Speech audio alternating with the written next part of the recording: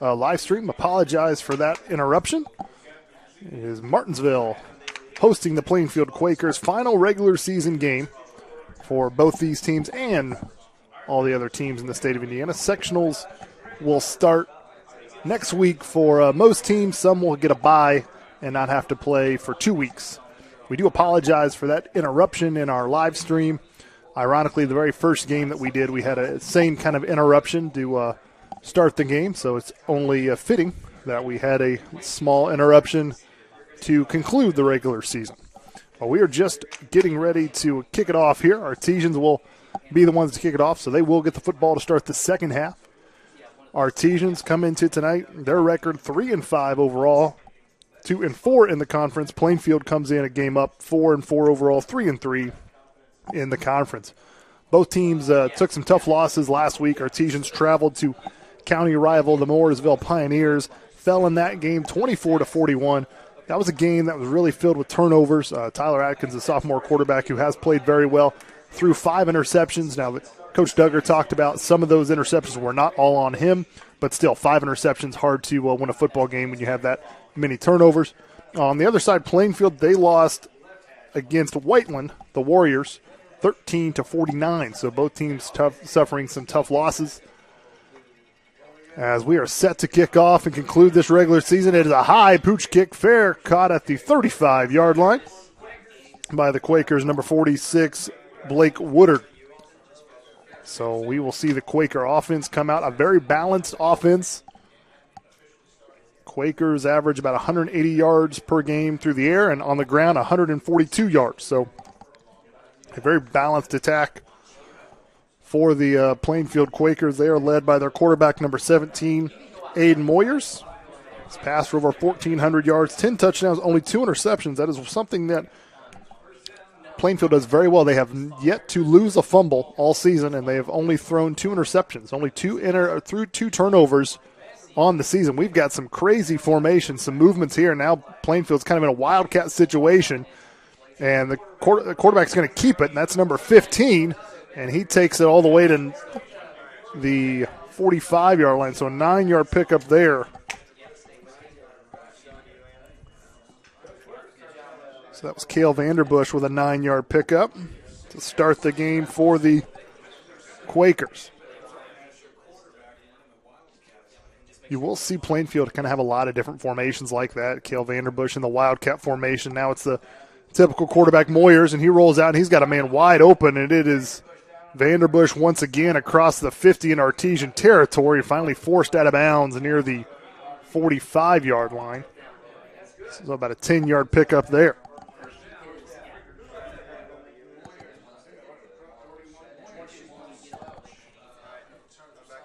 So already 19 yards of offense, and Cale Vanderbush has all of them, one on the rushing attempt and one on the – we got a whistle here. I feel like there was a whistle before Martinsville jumped. But that is the penalty. Artesians commit the first penalty of the night, a 5-yard penalty, offsides on the Artesians. So not the start that Coach Duggar wants. Coach Brian Duggar in his first year at Martinsville.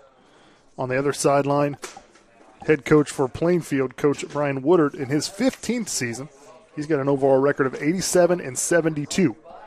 So winning record for Coach Woodard.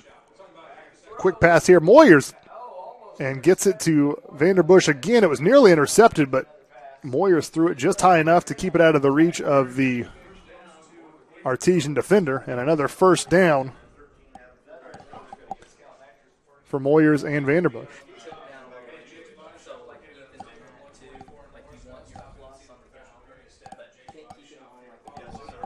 So Moyers starts out on this drive 2 for 2, 19 yards through the air. And now it's the first handoff for Nieto. Juan Nieto, he on the ground and runs close to a first down. Maybe about a 9-yard pickup for Nieto. Juan Nieto, the leading rusher for Plainfield. He comes in with 763 yards on the ground, 8 touchdowns. He's added 9 yards there. see, Plainfield has a lot of weapons. They'll have a lot of players touch the football. Artesians have to be ready for everything. And right now, Plainfield's marching down. Moyers, he's looking to go deep. He's going to roll out to his right, and he is going to be forced out of bounds. I think he's going to have enough for the first down. Kind of a 2-yard scramble there, and that is enough for a first down.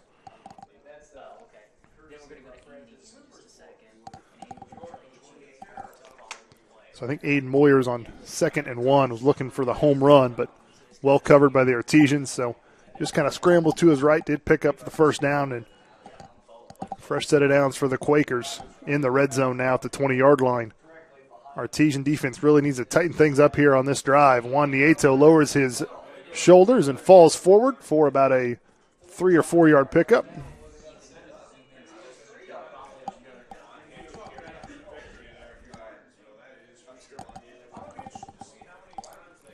So 2nd and 7 coming up after that 3-yard carry by Juan Nieto. Early here in the first quarter, just underway, first drive of the game.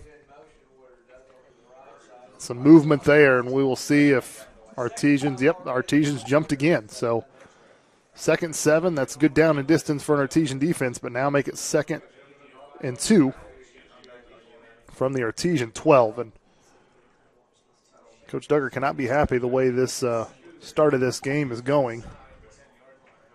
Plainfield's pretty much been able to do whatever they've wanted, and a couple penalties for the Artesian defense early on here.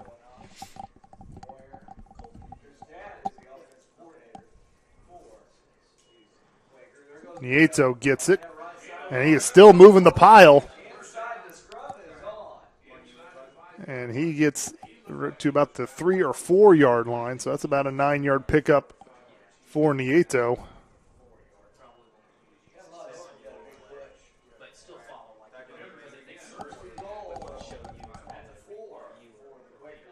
Another first down for the Quakers, 1st and goal from the 4-yard line. Quakers looking to punch this in on their opening drive.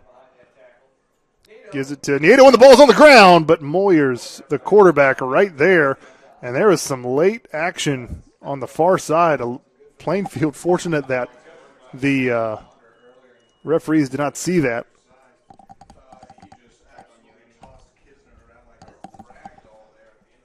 Plainfield nearly coughed it up. They have not lost a fumble all season. Nearly happened there, but Moyers was right there. Nieto now lowers his shoulder, and he's going to be short of the goal line. It's like Ethan Potteroff in there on that tackle. So about a 4-yard pickup there for Nieto, but still about a yard shy. Bring up 3rd and 1, but you would have to think Plainfield, last game of the regular season, they're probably going to go for it here on 4th down if they don't get it here. So Artesian's more than likely going to have to get 2 stops if they want to keep Plainfield out of the end zone. Under center now. Plainfield, nope, it's got a direct snap, and he walks right in.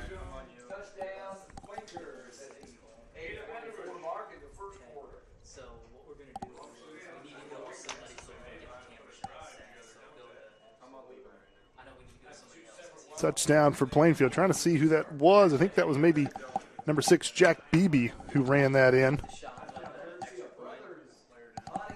We'll go ahead and give it to number 6, Mr. Jack Beebe. We do have an Artesian player. It's Nigel Bryant, who's limping off the field right now. So Artesian will make some substitutions. Hope Nigel can come back in this game. He is one of the leaders on this Artesian defense.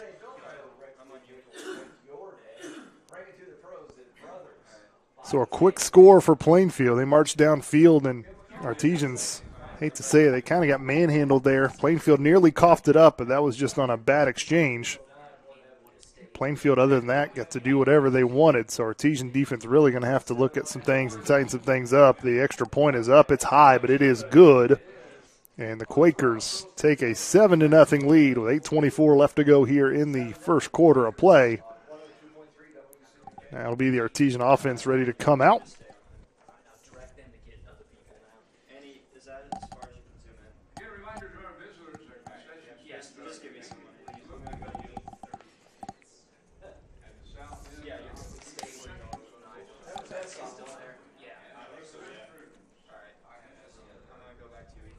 Artesians on offense.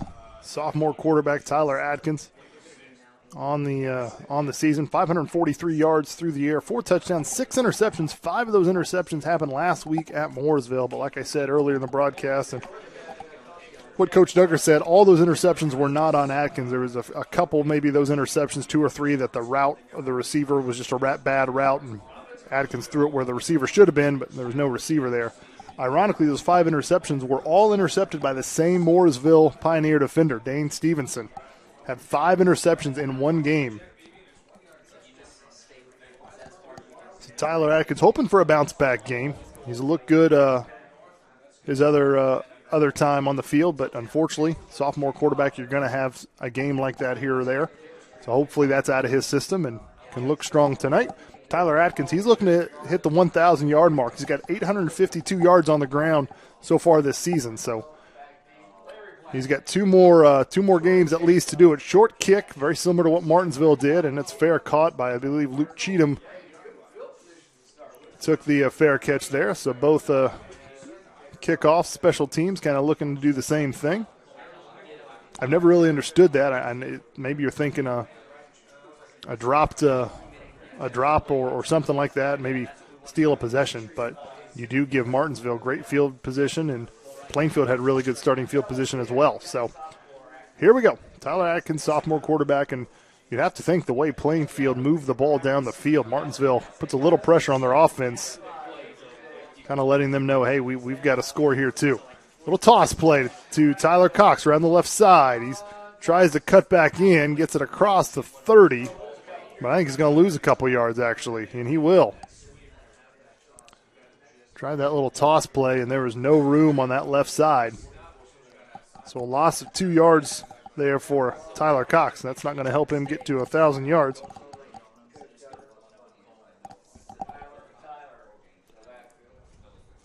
So second and about 13 is what we're looking at.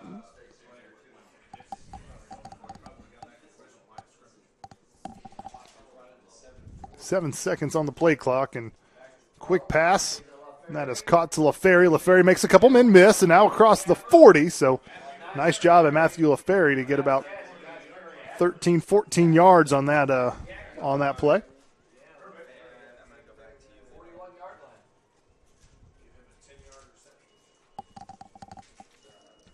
So that makes third down a little bit more manageable here. 3rd and 2. Atkins will take it. He's looking. He's going to go deep, and he's got a man, but is it inbounds? He is not. It was Garrett Skaggs who caught it but could not keep his feet in bounds. And Tyler Atkins, he had his man. Skaggs was wide open.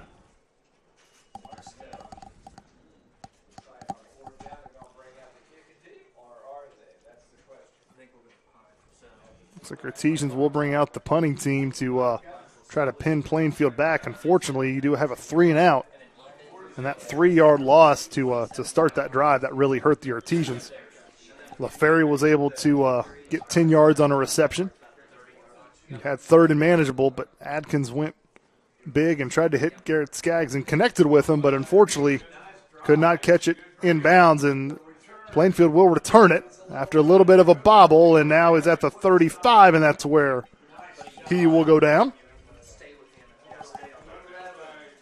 Hunter Urbeck with the return, and number 11 Bryce Norton on the coverage there for the Artesians, makes the tackle. So Plainfield was able to drive down the field and punch it in by Jack Beebe on a 1-yard run for an early 7-0 lead. Artesian offense went 3-and-out, so back on the field is the Artesian defense.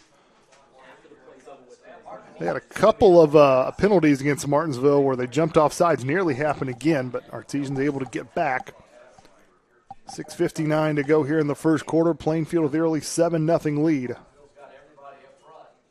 Moyer looking to pass. He's going to roll to his right. Gets chased by Malachi Pringle. He does find his man, and Vanderbush with the reception, another reception, and forced out of bounds by Potteroff, I believe who that was, on that far side. It's about a 7-yard completion there. Vanderbush has all 3 receptions for the Quakers. Moyers is perfect, 3 for 3. And Moyers going to keep it. He's going to drop it off on the near side here and across the 50. Noah Hesong with a big gain. So about a 9-yard pickup there.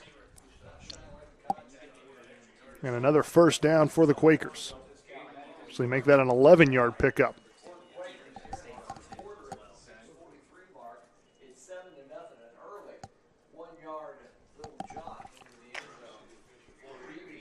So Quakers in Artesian territory once again.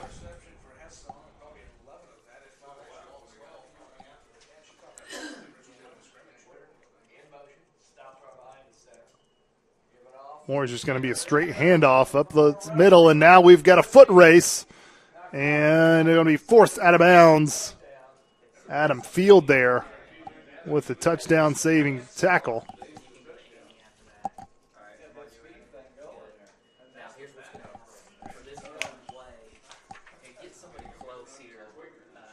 It was number 10, Grant Starnes, with that carry.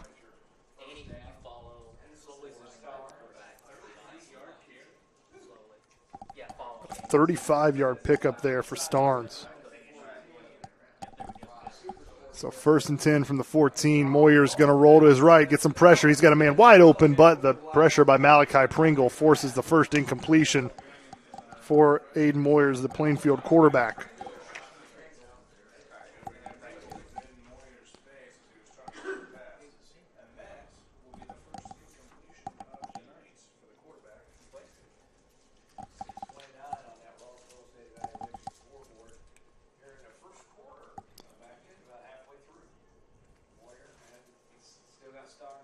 Aiden Moyers in the shotgun. He will get his play call from the sideline. Grant Starnes, the running back who just had that 35-yard pickup in the backfield. And there will be a flag and a whistle, and we might actually have a penalty against Plainfield this time. And it's a delay of game. Aiden Moyers did not get the snap off in time, so delay a game for the Quakers will bring up a 2nd and 15. So Plainfield can still get a first down here. The first down marker's at about the 4-yard line, so we're not in a second goal situation. 2nd and 15, balls at the 19-yard line of the Artesians. They need to stop here desperately. You do not want to go down 14-0. And Moyer is going to throw. He's got a man wide open on the sideline and pushed out of bounds near about the 11, 12-yard line there.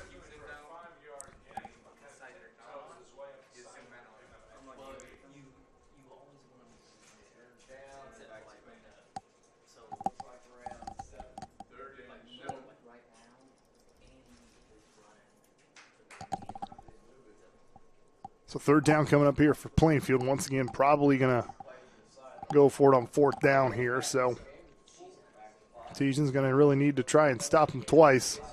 Keep them out of the end zone. Just going to be a handoff to Nieto. Nieto runs over a few Artesian defenders, gets in the end zone, but there is a flag. Flag was thrown from the official, and it's going to be a holding, I believe, against Plainfield. So that touchdown will be taken off the board after the holding penalty against Plainfield and move them back 10 yards from the spot of the foul. And where the flag was thrown from, yeah, I think the holding was near the line of scrimmage. Looks like it was. So it will stay 3rd down, but it's going to be 3rd down from the 18-yard line. About a 3rd and 14 situation coming up for Plainfield.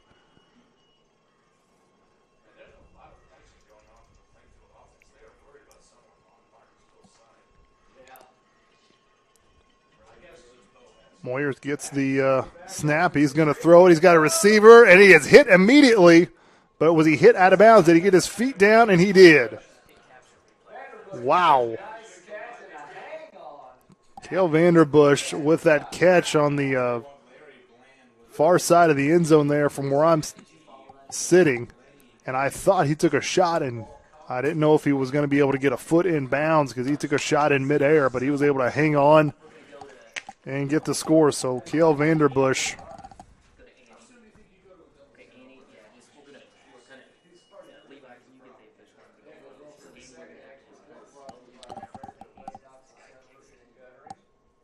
extra point kick up looks good, and it is. So 14-0, and Artesians need to change some things here because our Plainfield is rolling in this first quarter. 6:10 still left to go in the first quarter, and Plainfield has the early 14-0 lead.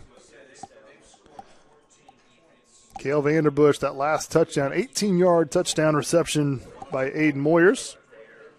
Aiden Moyers is 6 of 7. Has been very accurate so far in this game. And Kale Vanderbush has all the receiving yards except 11 yards. Noah Heesong had an 11-yard reception, but other than that, it's all been Kale Vanderbush. Kale Vanderbush comes into in this game, 33 catches, 594 yards receiving, 5 touchdowns. So you look at those numbers, decent numbers, but nothing really eye-popping. But so far here in this first quarter, he has come to play. Now Martinsville, they do play next week. We'll get into kind of the sectional talk and sectional preview as the game goes. Plainfield, they do not play next week. They have a bye, so they are a 5A school, so they are in the 5A sectional. Artesians in the 4A, so they drew the bye. So they do not play next week. So they've got 2 weeks to kind of rest up after this game and get ready for their sectional.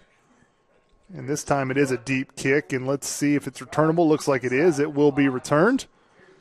LaFerry trying to get to the outside. A little stiff arm. Gets a block, but it's going to be a block in the back, it looks like. And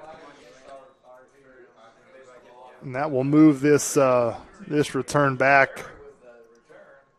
LaFerry's trying to get the edge. I could not see the Artesian player who threw the block, but the official said it was a little too much of the back, and that's going to move this back and give Tyler Atkins in this offense not very good starting field position. This looks like it could be starting this inside his own 10-yard line.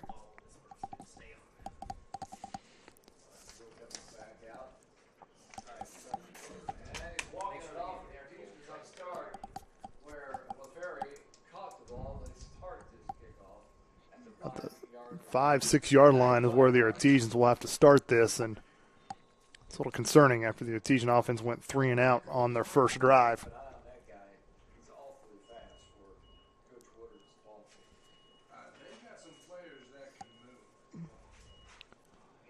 Hands it off to Tyler Cox. Bounces off to the right side. Splits a couple of defenders. Still on his feet. Gets across the 15. We will see if it's enough for the first down. It is. A 13-yard run there for Tyler Cox in the first down for the Artesians. Let's see if the Artesians go quick. It looks like they're going to take the play from the sideline.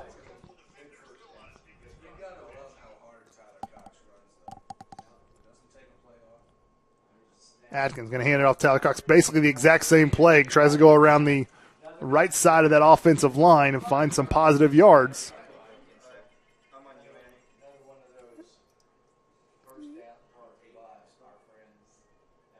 Gets about 6-7 yards on that carry.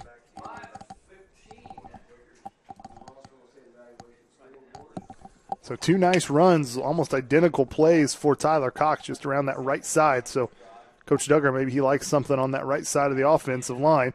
This time to play action, and it's read perfectly and intercepted. And Tyler Atkins eyed his receiver. He looked right at Garrett Skaggs, and the Plainfield defender saw it and stepped right in front of it. That was Colin Anderson with the interception.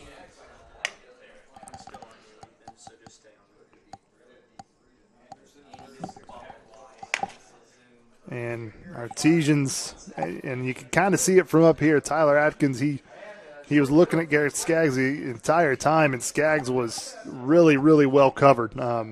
Anderson was right on him, and there was really nowhere to put that football, and Atkins threw it anyway, and interception, and now Plainfield looking to go up 21-0 here in the first quarter. Moyers going to set up a screen. It is caught. Jack Beebe with it up the middle. Jack Beebe will score. Just like that, it's 20-0 on a 12-yard screen pass by Aiden Moyers to Jack Beebe.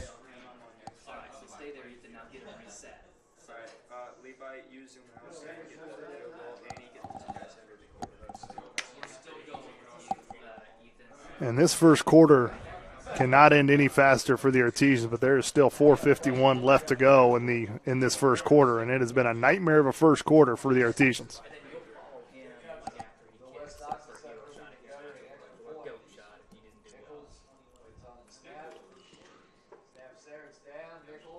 Kick is up, and it is good.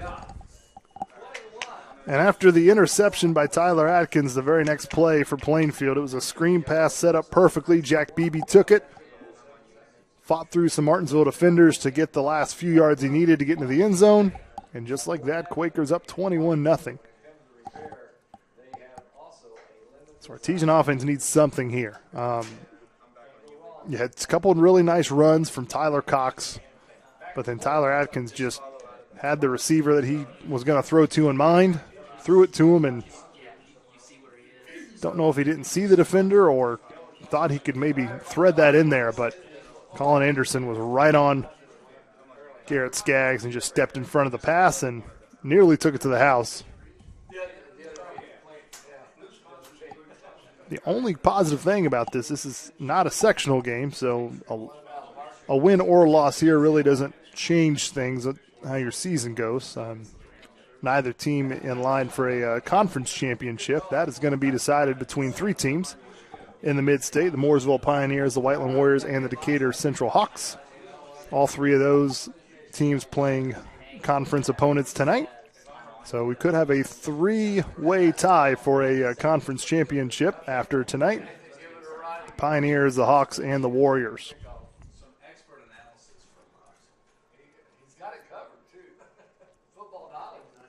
High kick, it will be returnable.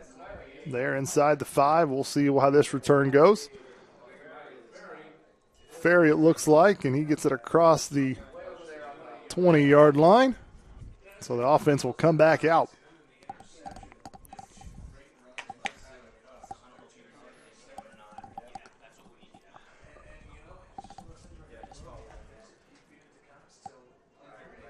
So you wonder here what Martinsville's game plan is going to be. If they're going to stick with more of a ground game. Tyler Cox had a couple of nice runs before that interception. Do you just keep it on the ground and see what you can get? Tyler Cox, he has been the workhorse for the Artesians. They really don't have a second running back, not much of one. And there's the pass there, and there's some miscommunication there. LaFerry was running one route, and Tyler Atkins was throwing to a different expected route. So incompletion there for Tyler Atkins, and just some communication issues there for the Artesians. That's what Coach Duggar said happened to some of those interceptions last week, just receivers not running the right route. Not sure if that was the case or if Tyler Atkins threw a ball that was not the right route. Don't know. This time they're just going to hand it off to Tyler Cox. Tyler Cox gets up the middle, still churning his feet, and gets out near the 30-yard line. So a decent run. So the last 3 carries for Tyler Cox have gone for positive yards.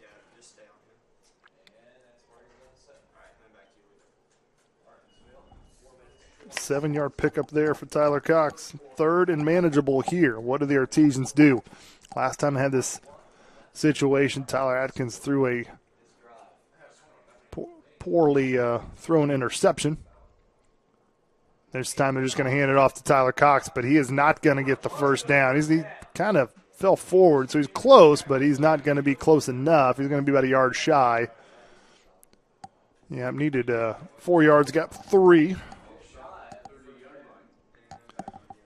So what do you do? I mean, Coach Duggar, you're down 21-0. I think you have to go for it here. I don't think there's any – you punt this away, you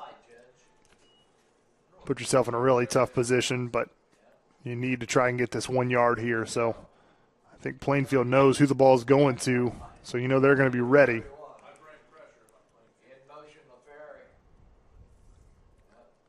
10 seconds on the play clock. Atkins trying to get a little movement in Plainfield defense. They are all up front, and they're going to give it to LaFerry on the left side, and he is not going to get there. He's going to go backwards.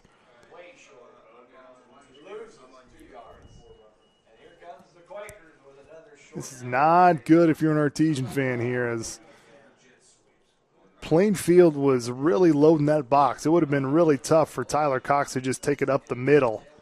But the sweep to LaFerry, they were ready for that too. LaFerry tried the left side and lost a yard.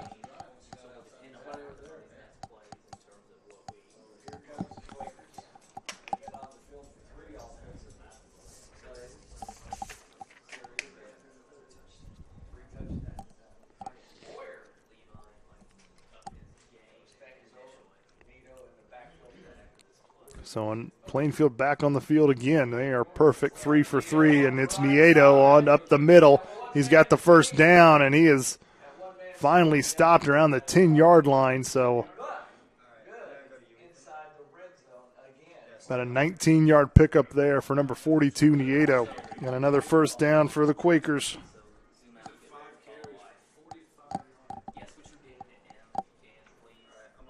First and goal now for the Quakers from about the 9-10-yard line.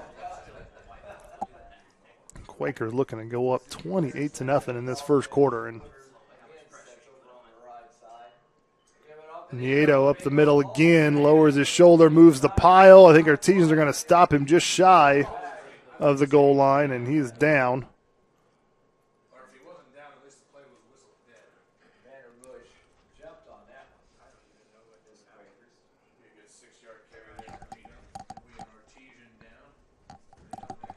The football came loose there at the end of the play, but the official said the play was already over. Nieto was down, so no real fumble. Second and goal. Nieto, he's going to try to get in. He got hit immediately, and he was pushed back, so maybe got a yard there.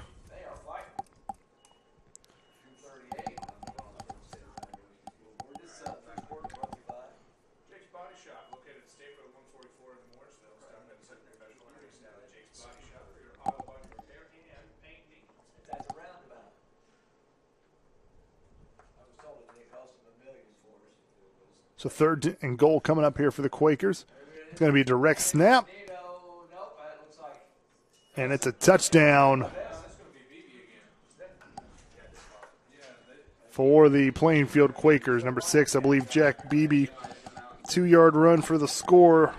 Kind of that same play they ran in that first touchdown, just kind of a wildcat type formation.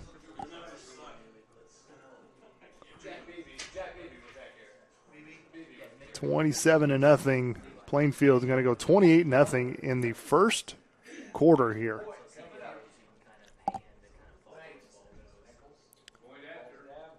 Point after is up and good.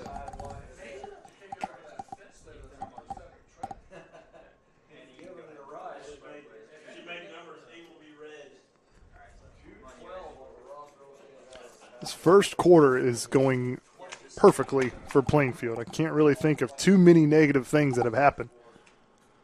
They had the one fumble there on that first drive, but were able to recover their own fumble, and then Aiden Moyers has only thrown one incomplete pass. Plainfield's had success on the ground, through the air, and their defense has only given up one first down. Had an interception. So here's what you need to do with the Artesians. If you're coaching staff, you need to let them know that we're still in the first quarter. That's good and bad news, really. I mean, to have a 28-0 score in the first quarter is tough, but at least you've got time to maybe chip away at this. Now, you do not want to go down in the second half down 35, because that's when that running clock starts, and it's really tough to come back from that, because that running clock, once it starts, it does not stop, so it continues to run as the game goes on, even if the other team cuts into that deficit. So Artesians coaches really just need to make sure that the players, they keep playing hard, and they keep continuing to have some sort of confidence. Once they kind of hang their head and start to shrug their shoulders, and that's when you can get in trouble, as the Artesians will return it here. And the far side it doesn't even make it to the 20. Doesn't look like there.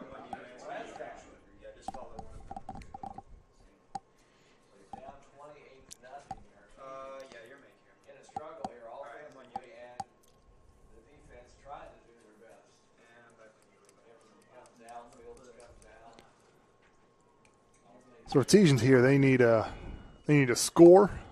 They need to stop, and they probably need another score. They need to cut this deficit in half here by halftime, I think, to have a shot. Going to just hand it off to Tyler Cox. Tyler Cox finds a hole. He's really been the one bright spot for the Artesians. He's had some nice quality runs, and there was another one right there.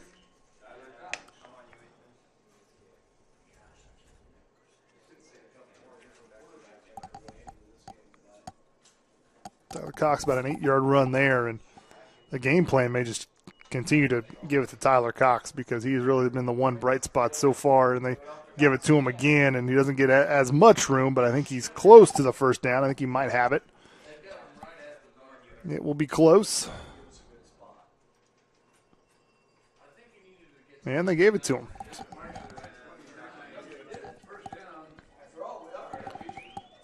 Seventh carry for Tyler Cox. Like I said, he was as Tyler Cox makes some more running room there, gets across the 35. 8-yard carry for Tyler Cox. So I think Coach Duggars decided, hey, let's just give it to Tyler Cox here on this drive and see if he can use his legs to get us in the end zone. Artesian's going a little quick. Give it to Tyler Cox, cuts back inside, makes a few men miss and gets enough for the first down. About a 3-yard pickup there.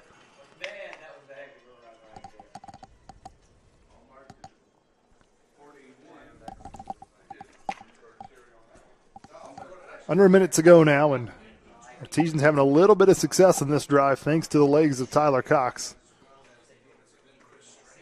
It's about 150 yards away from 1,000 yards coming into tonight's game with at least 2 games left, and that time doesn't get as much, but still positive yards. About a 3-yard, 4-yard pickup there.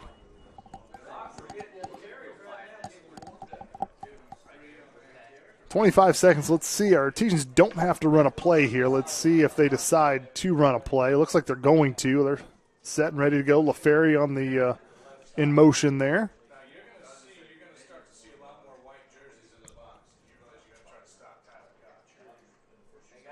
7 seconds left on the game clock. And they're just going to let the clock run out. I thought Coach Duggar was going to have them run a play. It doesn't look like the defense did exactly what they wanted to do, so that's how we'll win the first quarter. Tough first quarter for the Artesians. They've got a lot of work to do in the second to make up. We'll take a quick break and be right back after this. 13,000 feet has a way of testing a man's soul. After all, we were never meant to take on such an endeavor. That long drop is what separates human from superhuman. And here we are, right here, right now.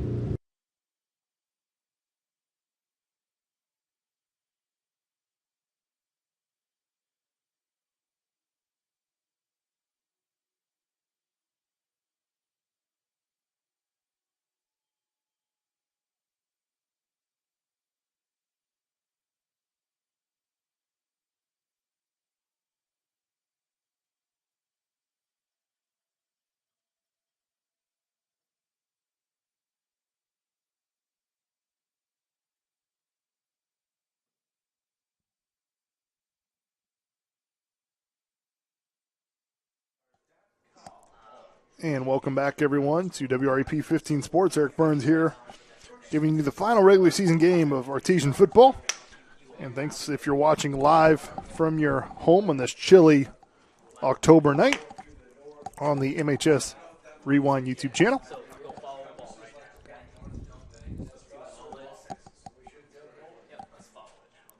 Second and 7 coming up. Artesians really had a rough first quarter here. And Tyler Atkins, he's going to roll to his left. He's going to throw a dart. It is caught on the near side. LaFerry with that catch. 8-yard completion there for Atkins to LaFerry. LaFerry has both completions from Tyler Atkins, 8 yards there.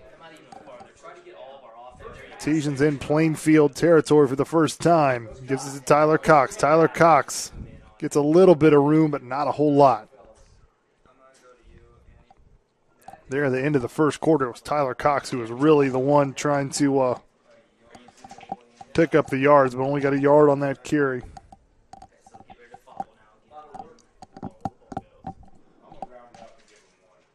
Second and 9 for the Artesians. Atkins back to pass. He's going to throw it deep and cannot be caught. There was some contact and a flag.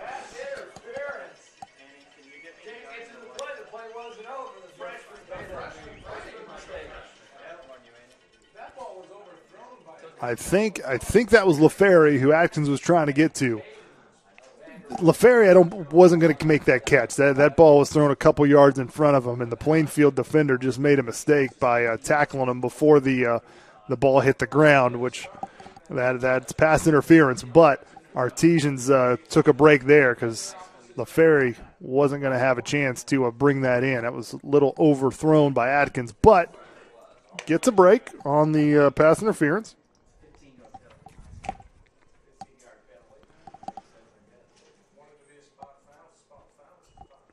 Atkins, he's in trouble. Can he get away? And he just throws it away. So very fortunate to get away from that sack and just throw it away. Smart decision there by the sophomore.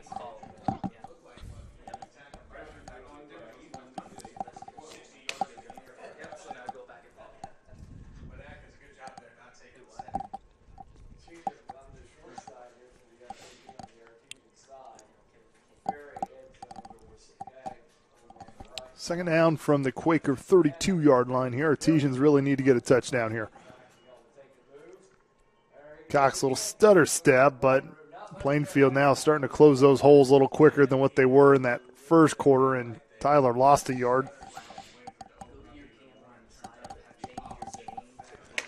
So Atkins more than likely going to have to throw this, or that's some success on some draw plays to Tyler Cox here this season, so you wonder if you maybe call that play and make, if you get to fourth down, it makes the fourth down a little bit more manageable. So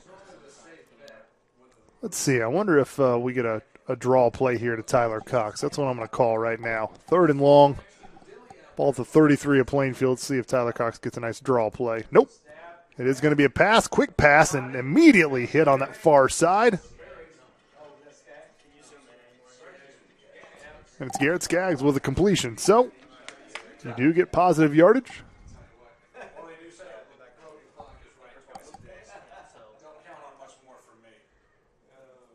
5-yard pickup there. Fourth down and about 5 coming up. Artesians really need to get this first down here. They need to get this in the end zone. Cut into this 28-0 lead that Plainfield has that they got in that first quarter. Almost a perfect first quarter for Plainfield. Artesians need to have a perfect second quarter here. Little screen pass set up, and what a one-handed catch by Tyler Cox. Can he spin out of it? He cannot. It's a screen play. It looked good, but the pass was a little high, a little behind Tyler Cox. He made an amazing effort to just go up and catch it, but he could not escape the Plainfield defender who had a hold of his jersey. And he only got about a 2-yard pickup. He needed about 4.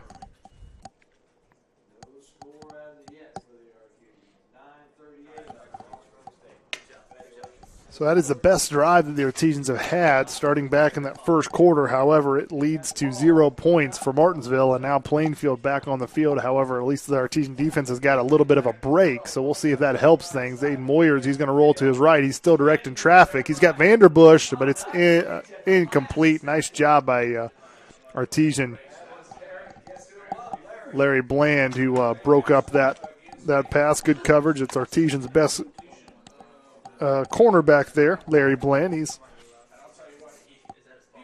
has 9 pass defended this season, make it 10 now. Also has 4 interceptions, so Larry Bland has a nose for the football there on the outside. So 9.5 minutes to go in the second quarter. 2nd and 10 for the Quakers. They've got a commanding 28-0 lead. Artesian defense trying to get a stop here. They give it to Nieto. Nieto up the middle. Nieto falling forward to about the 35-yard line, close to a first down, maybe a yard shy. He's only going to get 9, but it's going to bring up 3rd and 1.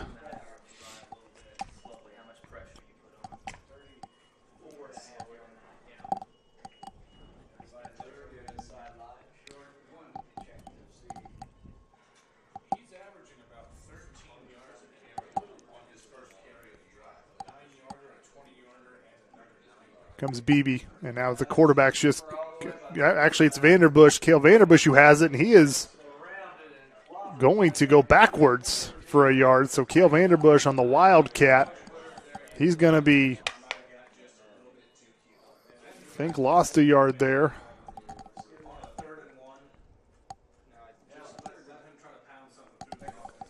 So brings up 4th down for Plainfield, and they're going to try to go for it here.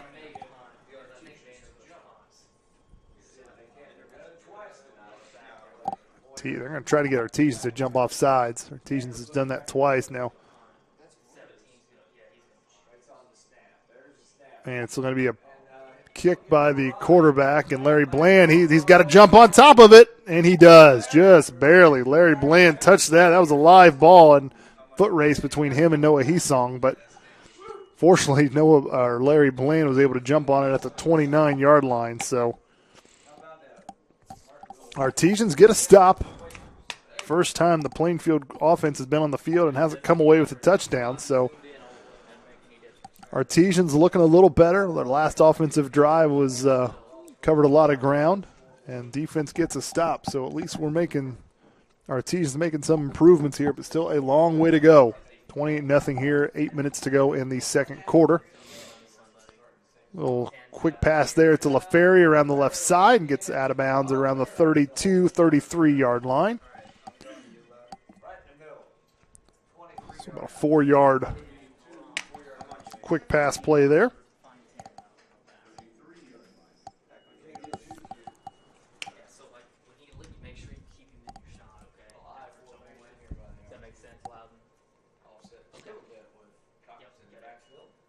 Gives to Tyler Cox. He goes around the left side. He's got a hole across the 40. He spins across the 45-yard line. 12-yard run there for Tyler Cox. Another first down for the Artesians. That's how they've done it so far in this first half.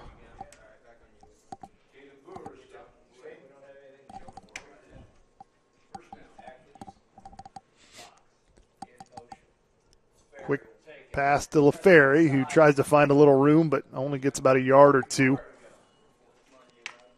Give him 2 yards on that. 4th catch by LaFerry.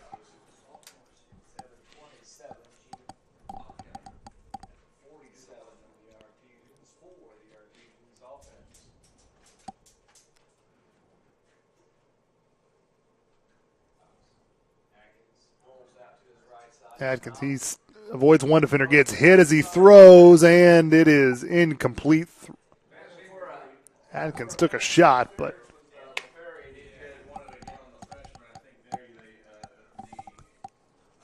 bring up 3rd and long. And these Plainfield numbers are kind of hard, but one Plainfield defender you really want to keep an eye on there, right kind of just at the bottom of the M, number 44. He's the middle linebacker for the Quakers, Mason Scott. Once again, number 44. 102 tackles coming into tonight's game, 14 tackles for loss. He is quite a defensive player. Atkins throws it. Got a man wide open. It is caught.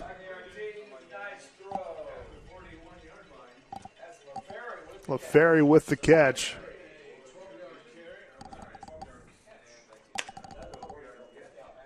Ferry with his 5th catch of the night. This time a 12-yard reception and a number 7 first down for Artesians.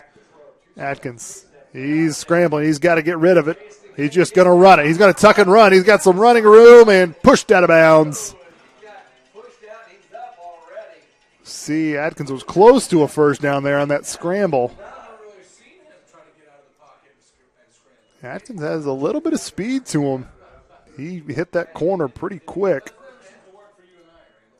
A 9-yard scramble there for Tyler Atkins, the sophomore.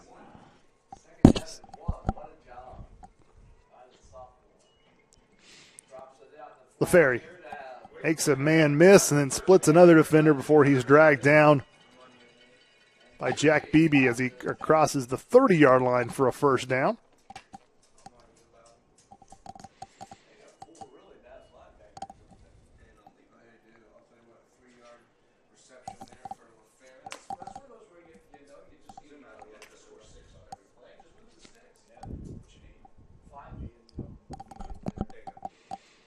LaFerry in motion. He'll go through this time, and they'll give it to Tyler Cox. And Tyler Cox still moving his feet, dives forward near the 25-yard line. And we got a flag here after the play, so we'll have to see who that's on. And Coach Duggar not too happy, so unfortunately this may be against the Artesians. Unsportsmanlike penalty or a late hit, something like that, because Coach Duggar is not too happy. And a Martinsville defender goes out immediately, so it's a personal foul on Plainfield, personal foul on Martinsville, so those penalties offset. So both teams guilty of some after the play action.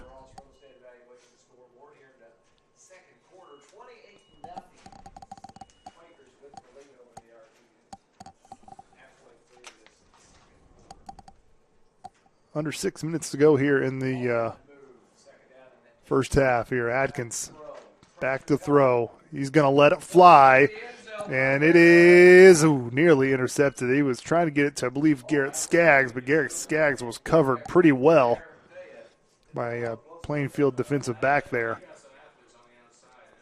Tyler Atkins just kind of threw that up, hoping for his guy to come down with it. Fortunately, though, no one came down with it. 3rd and 7 coming up.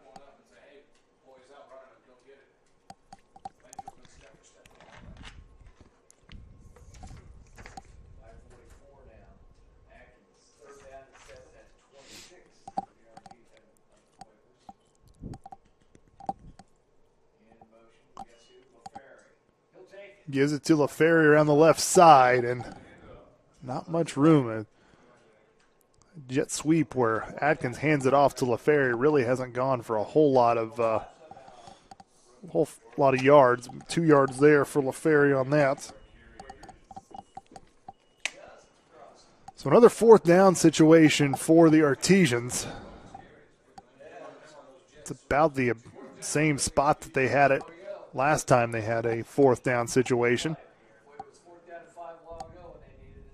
Try to screen pass to Tyler Cox that time. We'll see what they do this time. Atkins flushes to the right. Now he's looking, and he throws it, and I do not see. Was this caught? Intercepted? I don't know.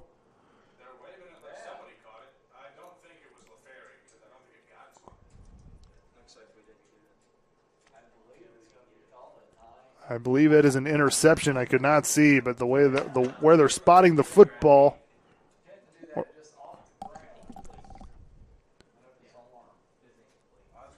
All right, incomplete pass. We do get the official ruling. So 4th and 5 situation, and Atkins could not find his intended receiver. Flushed out and well covered up by Plainfield. So Artesia with another nice drive, but like the last one, comes up empty. You have to wonder what this game would be like if they could have put points on the board on both those drives, but that's not the situation. But Aiden Moyers will go down. It's Bo Hess with a sack.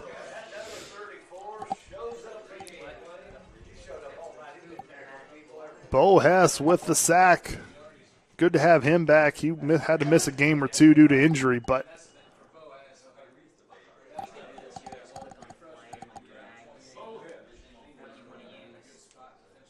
first sack of the game for the Artesians.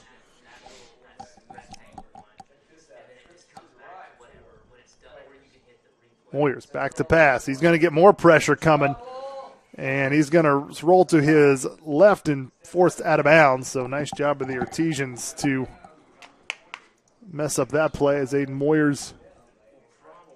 See where they mark it here. Kind of got back to the original line of scrimmage is where they're going to mark it.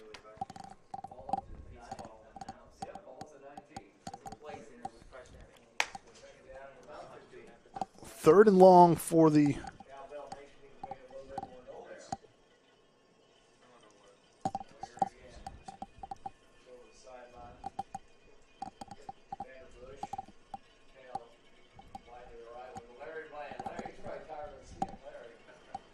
third and 15 here. Artesians defense trying to get a stop. Aiden Moyers looking. He's going to throw it deep. It is broken up on the far side.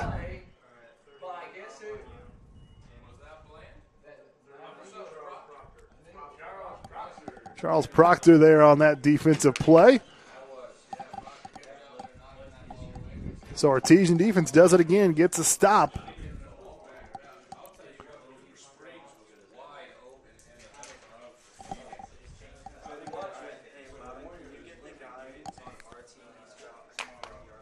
Whistle and a timeout by Plainfield.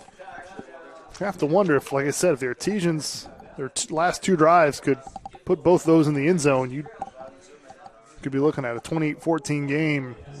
Defense has tightened things up and are playing a lot better than they did in that first quarter, but you could do that with a lot of things, coulda, shoulda, woulda type things. But as of right now, it's 28-0 despite Artesians having a couple nice drives on the last two offensively. However, can't quite put it in the end zone. They will get the football to start the second half, mind you. 4:40 to go here in the second half.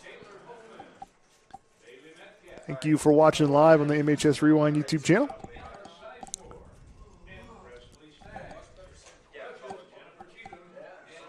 Final regular season game here at Ciderwoods Field. The Artesians will have one more game here at least. Next week, sectional start. They will play Jennings County just like they did last year. Jennings County Panthers. They're struggling a little bit record-wise, 1-7 coming into tonight's game. Coach Duggar calls a very furious timeout. I believe somebody was not where they were supposed to be, or several players weren't where they were supposed to be. Coach Duggar is not happy.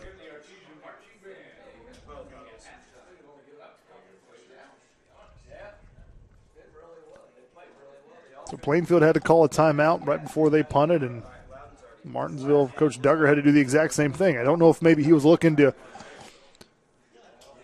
Plainfield's going to have to punt this probably from near their 5-yard line, so maybe Coach Duggar was wanting to put a little bit of pressure on the punt, try to get a block, and Artesian players didn't quite have it set up right. Don't know, pure speculation, but obviously he was not happy with the way the Artesians were set up. Coach Duggar, he has a history of coaching special teams. He did that before he was the offensive coordinator at Southport, so he takes special teams very seriously.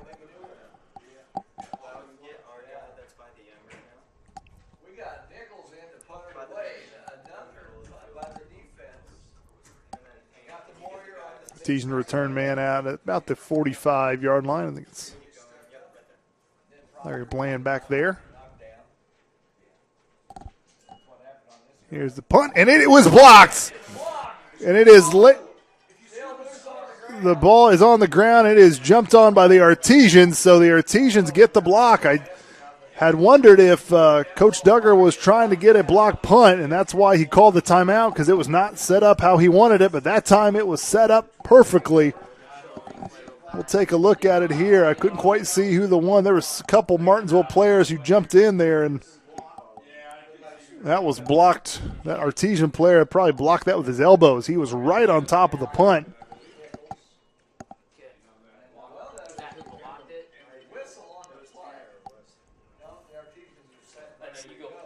So now the Artesians set up nicely. First and goal from the 8-yard line. Let's see if they can punch it in from here and get their first score. Atkins, he is in trouble, and he is going to be thrown down at around the 20-yard line. kind of one step forward, 2 steps back there, as it's a 10-yard loss. Pushes them back. Second and goal from the 18.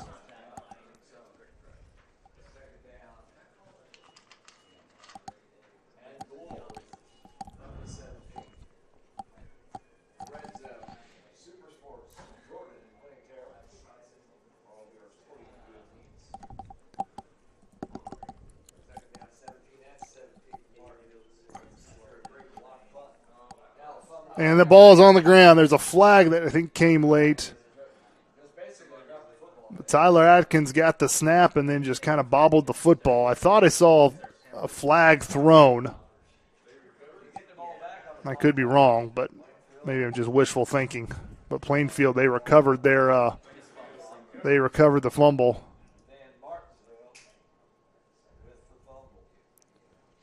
I guess there was no penalty, excuse me, but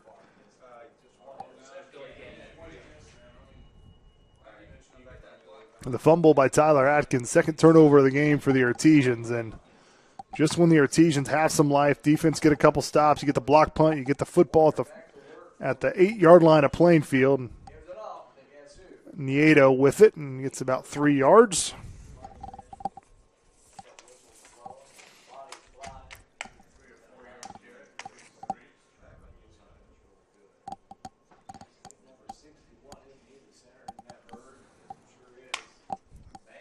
Artesians just, when they get a little bit of momentum, they can't capitalize on it. Artesians had it first and goal from the 8, took a sack, and then the fumble. Nieto around the right side this time, and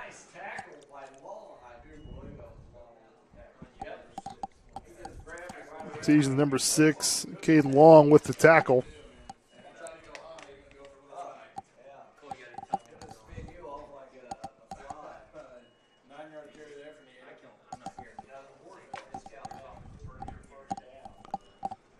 For another first down run for Nieto. 2:47 left to go in this first half. Plainfield trying to go up to 35-0 and get that running clock going. Beebe will step out of bounds near the 40-yard line. 7-yard pickup there.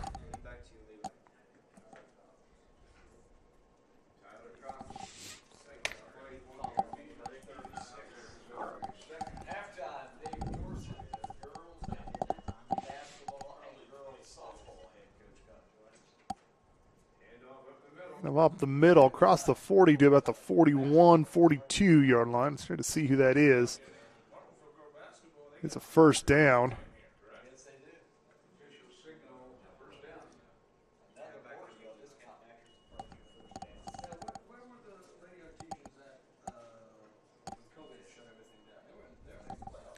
So first down for Quakers. Stop the clock momentarily. Now it's up and running again.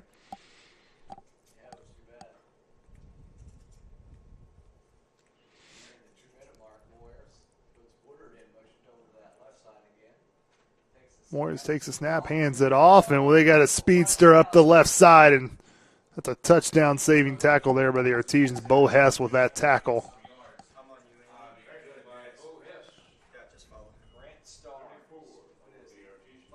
13-yard run there by number 10, Starnes. Has some speed.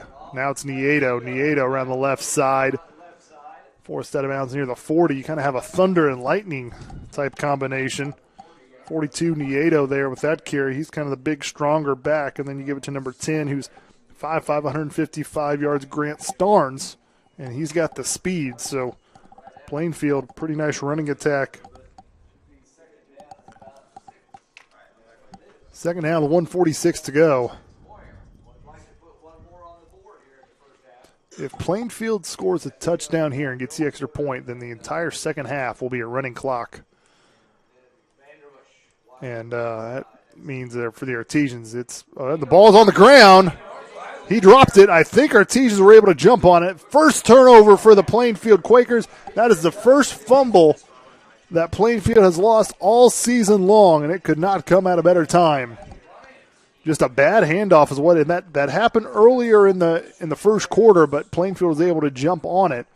Just a bad handoff. There really wasn't a hit or anything like that caused it. Nigel Bryant there coming off, and you'll see a replay here, and it's just not a clean handoff. And Nieto just drops it, and Artesian's able to jump on it right there. Now they've got a chance to maybe score a touchdown here before heading into the locker room.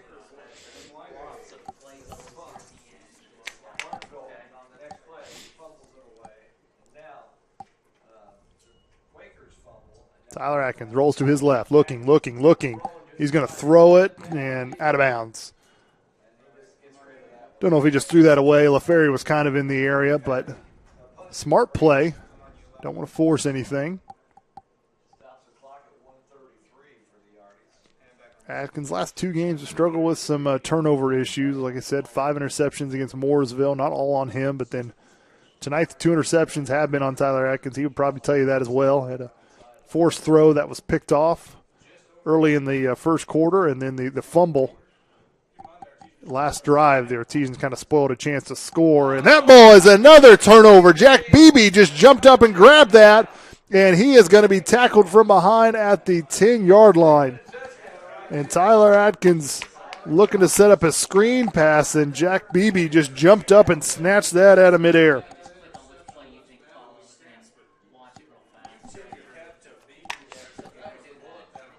So I thought at least the Artesians were going to avoid going down 35-0 into that locker room and hoping maybe they could get a touchdown and a score. But now Plainfield is in prime position with 1:24 left to go in the half to punch this in. And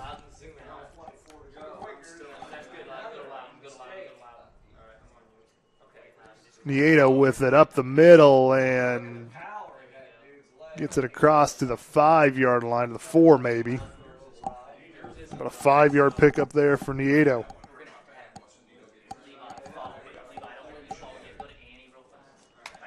Nieto's kind of that power back. He's kind of been their go-to running back. 139 carries, 763 yards, 8 touchdowns on the year. But Grant Starnes, number 10, also has been in there, but right now it's Nieto with under a minute to go. They're just going to try to pound it in there. Nieto stops, dives forward to about the 2-yard line. So a 2-yard pickup there. We'll see if Coach Woodard calls a timeout. 3rd down now. Clock still running. Plainfield, they'll probably run this play. Then if they don't get it in the end zone, you may see a timeout unless the clock is stopped. And we're going to get a timeout anyway. It's going to be a timeout by, I don't know if the Artesians called that timeout or Plainfield did. Artesians did. And Plainfield was set up in that wildcat, that Jack Beebe in the wildcat position, and they've done that twice, and they've scored on it twice. So maybe that's why Coach Duggar called a timeout. He wants to make sure that they don't score on it a 3rd time.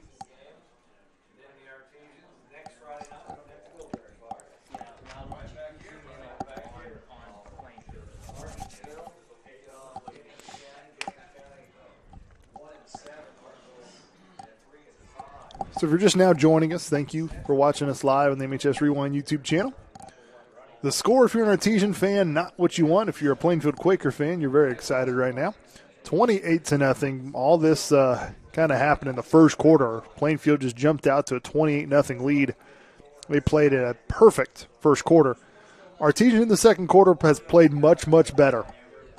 However, some long offensive drives have stalled out, and Artesian not been able to score. And then when they've been put in prime position to score, they've had some issues, some turnovers.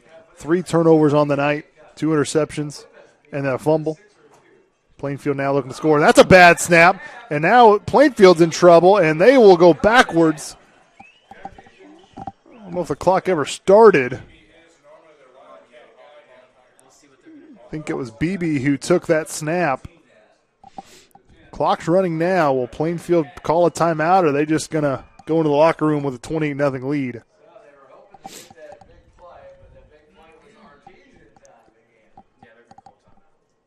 And they will call a timeout with 1.2 seconds left.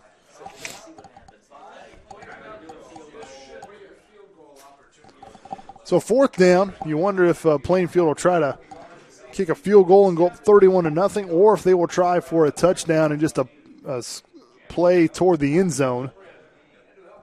Like I said, if the Artesians go into the locker room down 35-0, the clock, the entire second half will continue to run. Now, if at any point in that second half the Artesians do fall and have a 35-point deficit or more, then the clock will also continue to run. So that's what the Artesians – this is a big play. I mean, if the Artesians truly want to try to make this a game and get back into this, they cannot let Plainfield score a touchdown here. If Plainfield scores a touchdown here, it is near impossible to come back and get back in this game with the clock running the entire second half.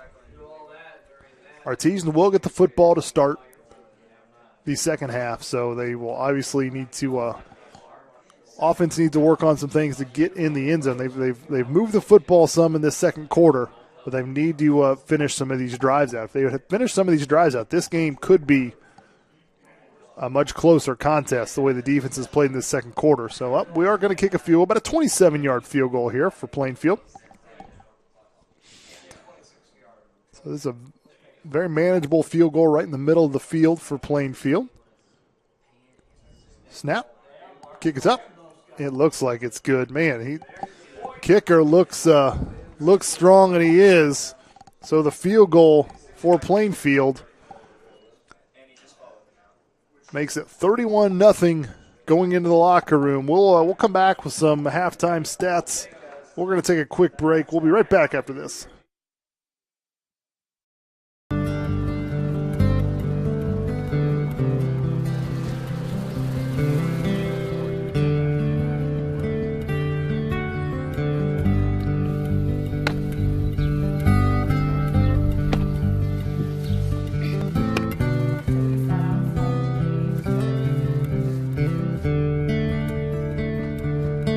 Don't do that. Work can be overwhelming. School can be overwhelming. I don't feel like I do enough at home. I don't feel like myself at home. I don't know if I'm making the right choices for my future. I have no idea what to do with my future. I have anxiety. I get so depressed. I just wish someone could understand. We may be your parents. But we've been in your shoes. And we fought the same battles. No matter what you're facing, We're here for you. And you're not in this alone. Becoming a licensed sports official is a great way to make a positive difference in the community and support the over 160,000 Indiana student athletes that participate across 22 IHSAA sports. Sports officiating allows you to stay connected to the game, become a role model for our young student athletes, earn extra money, and support the patrons and communities of our IHSAA member schools. To learn more about becoming a licensed IHSAA official, log on to ihsaa.org/officials today. And welcome back, everyone, to WREP 15 Sports and live streaming on the MHS Rewind YouTube channel. Eric Burns here, halftime at Ciderwoods Field. Artesians trail the Plainfield Quakers 31-0. Tough game if you're just now joining us. First quarter just was not a good quarter for Martinsville, obviously, and it was about a perfect quarter for the Plainfield Quakers. Plainfield started the drive, marched it downfield, and had a fumble there inside the 10, but was able to jump on it, and then they punched it in, and Martinsville offense could not do anything the next time, and it just seemed like every time the offense for Plainfield was out on the field, they scored a touchdown, and in that first quarter, offense could not move the football. Second quarter, defense really has done well. They've only given up 3 points in that second quarter. Offense has done much better, too. They've moved the ball downfield. They just have not been able to punch it in. Artesians have had some trouble turning over the football, too. 2 interceptions and a fumble by Tyler Adkins, so that has obviously hurt the chances for the Artesians scoring, especially there late in that second quarter. Got a blocked punt. Started the offense at the 8-yard line of Plainfield, first and goal. However, a sack and then a fumble, and Plainfield had the football back again. So that's kind of the recap. We'll have some halftime stats and kind of break down some numbers here momentarily during halftime. But for now, I'm going to take it down to the field for halftime. It is the Martinsville Artesian Marching Band and members of the Martinsville Color Guard for your halftime entertainment.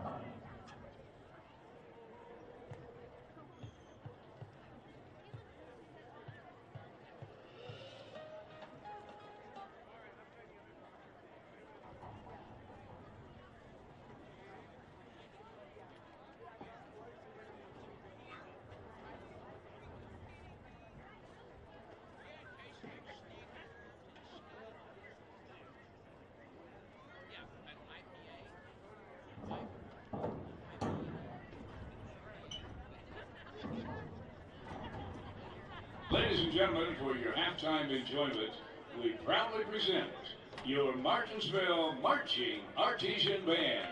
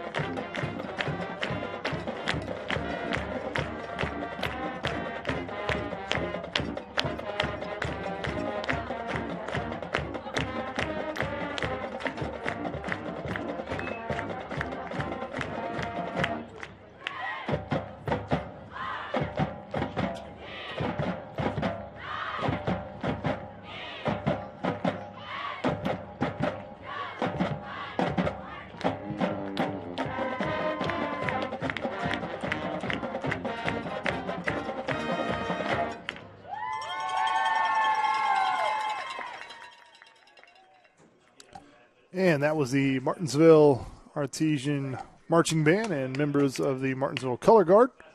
So we thank them for the halftime entertainment. We will take a quick break, and we will come back with talking about the first half after this. 13,000 feet has a way of testing a man's soul. After all, we were never meant to take on such an endeavor. That long drop is what separates human from superhuman. And here we are, right here, right now. You're good at motivation, we're good at your insurance. Start with Indiana Farm Bureau Insurance and stop knocking on wood.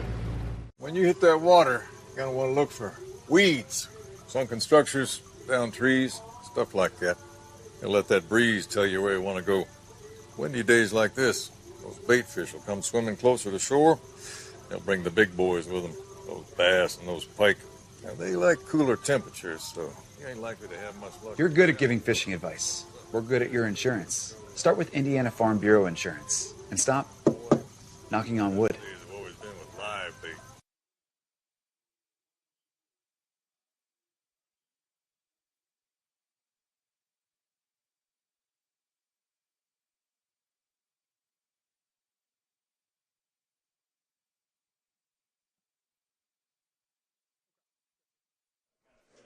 And welcome back, everyone. WREP 15 Sports. Eric Burns here. Thanks if you're watching live on the MHS Rewind YouTube channel. Still halftime here at Siderwoods Field. Artesians, unfortunately, trail 31-0. The one bright spot, they do get the football to start, so hopefully the offense can get something going and maybe get back into this game or make this game a little bit more competitive than what it has been right now. Second quarter was much more competitive. The first quarter, that's one of those you just take the tape from the first quarter and just bury it somewhere deep and never look at it again. Second quarter a little bit better for the Artesians, but still 31-0. Could not put any points on the board in that first half. Got some stats for you here real quick on how this game has gone by the numbers. For the Artesians, they've got 66 yards on the ground. Most of that came from Tyler Cox. He, there toward the end of the first quarter, really churned out some nice runs and moved the ball for the Artesians. For Plainfield, they've got 129 rushing yards for the Quakers. Like I said, they've kind of got a thunder lightning thing going on. One, the ATO number 42, a bigger, stronger back, really strong and kind of a power back. And number 10 for the Quakers, Grant Starnes. He's kind of a quick speedster. He had a 35-yard run in that first quarter. The Quakers with 129 rushing yards. Passing-wise, Artesians only 46 passing yards. They've tried to go deep a couple times, just haven't found that deep ball connection. They've connected on most of their passes on quick short screen passes of those type of pass nature. For the Plainfield Quakers, 81 passing yards for Plainfield, so they really haven't thrown it too deep either, but you can see Plainfield with out rushing and out passing the Artesians. First downs, pretty even. 8 first downs for the Artesians, 9 first downs for the Quakers, and it's the turnovers that has really hurt the Artesians. The Artesians turned it over 3 times, 2 interceptions and a fumble. Plainfield, they've turned it over twice themselves, both fumbles. And Quakers came into tonight's game. They had not lost a fumble all season long, and already in the first half they've lost 2. Unfortunately, the Artesians could not capitalize. Also, the Artesians got a block punt in the second quarter, set them up really nicely. First and goal from the 8. However, they could not capitalize from that. So those are your halftime stats. Plainfield coming back on the field. Artesians still in the locker room. Should see them coming out here shortly. 31-0 is your halftime score. Artesians will get the football to start. We're going to take another quick break, then we'll come back with the second half after this. Understand. Being young is hard. With friends, school, family, homework, jobs, sports. It's easy to get overwhelmed. Stress, anxiety, depression, they can take over everything. And with drinking, vaping, smoking, drugs. We know it seems like the easiest answer. But it just makes things harder. No matter what you're facing, you can do it. And you don't have to do it alone. Because we understand. Hi, I'm Matt Wolford, president of the IHSAA Foundation, and we need your help. We need your help so the youth of our community can develop advanced leadership skills. We need your help giving high school administrators and coaches the instruction and insight they need to be better role models and teachers. To learn more or to make a tax-deductible contribution, go to ihsaafoundation.org. You'll not only be contributing to the foundation of the IHSAA, you'll be contributing to the foundation of our community. We're not just officers or deputies. We're people. We're parents and grandparents. We're here to serve our community. We're here for you. And we want everyone to succeed and be substance abuse free.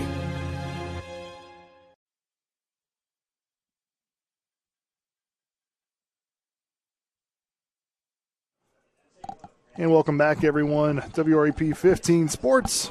Second half, just getting ready to get started here. Artesians just came out of the locker room, so they added a couple extra minutes.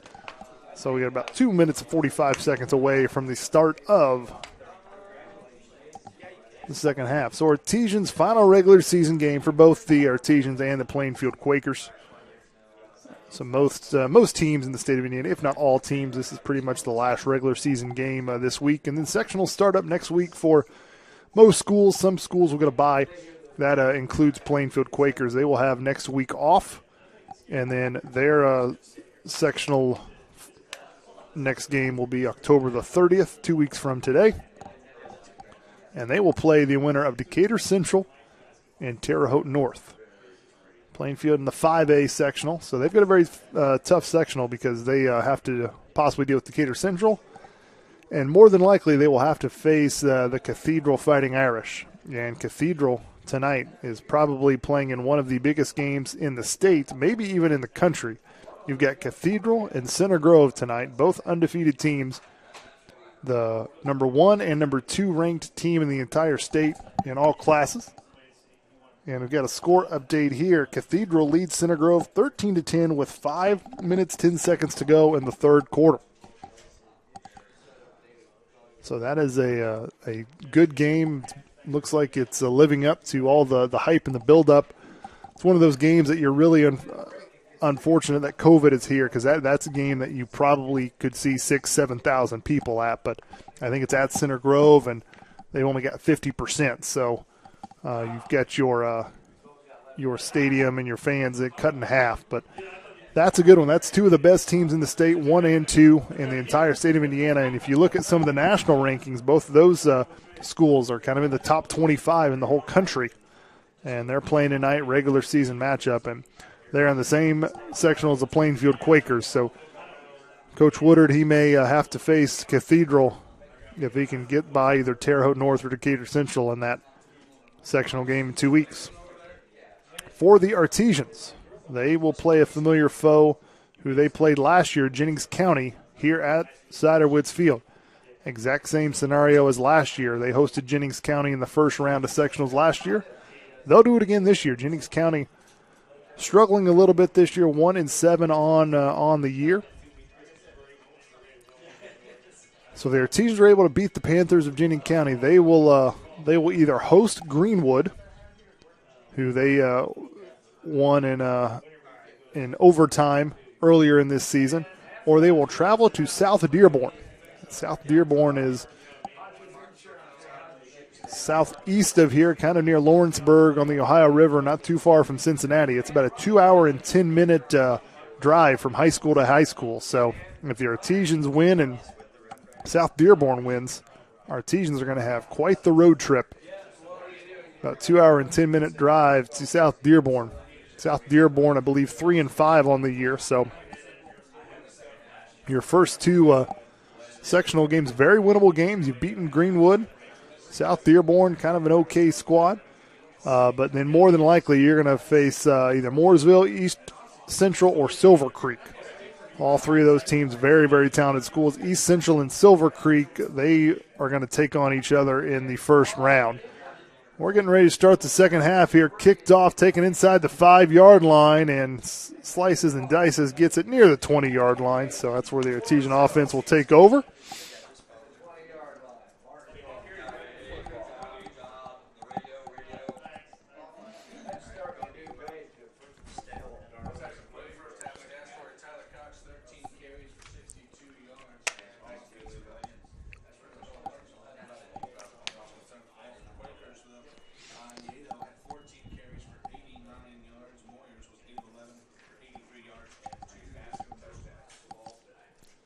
So Artesians start this drive here in the second half. Let's see if they can get something going. They're just going to hand it off to Tyler Cox. Tyler trying to get some running room. Not a whole lot there. Maybe lost a yard on that one.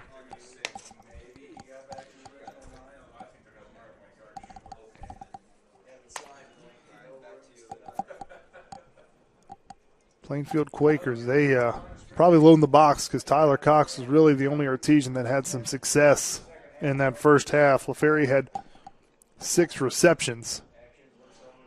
Really no big home run passes. He had a chance at one, but pass interference call on Plainfield.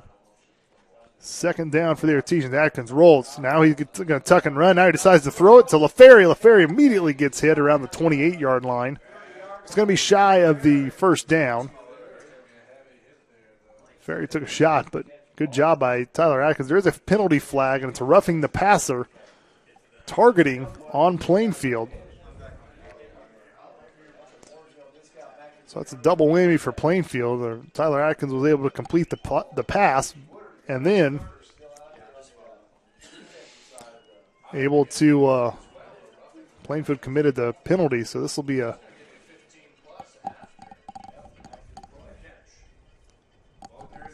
big play for the Artesians. Good job by Tyler Atkins, the sophomore. Keep his eyes downfield. So many, especially on the young quarterbacks, once the pocket breaks down, they either just tuck it or run or just throw it away. But Tyler Atkins able to keep the play alive, keep his eyes downfield, and found LaFerry. Hands it off to, we've got a whistle and a false start there by the Artesians. So Plainfield with a penalty, and then Artesians committed a penalty on the very next play. So moves them back 5 yards to the 39-yard line.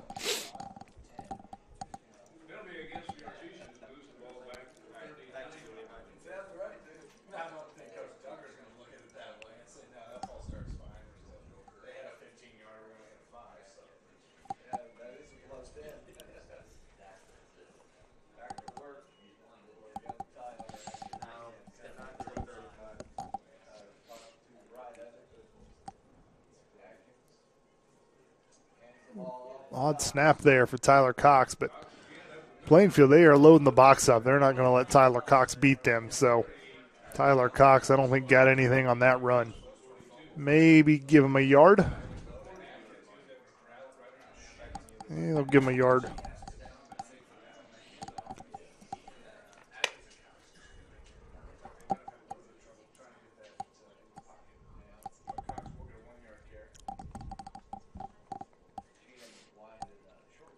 Second down for the Artesians. Second and 14 after the false start penalty. Atkins, he's got it. He's going to roll to his left. He's going to step up. He's going to get pressure, and he's going to go down. Sack there for Plainfield as Atkins goes down near the 35-yard line. And Atkins has had a lot of success rolling to his left or right and able to still get the pass off, but that time nowhere to go.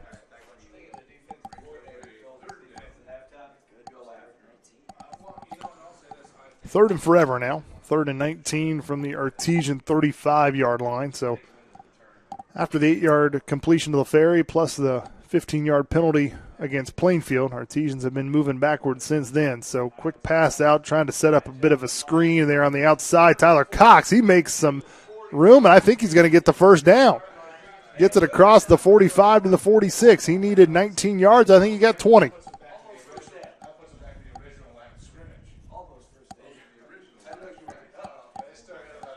Oh, I'm sorry. I'm looking at the wrong down marker. That gets him across the original line of scrimmage. You're still 8 yards shy of the first down. Apologize for that.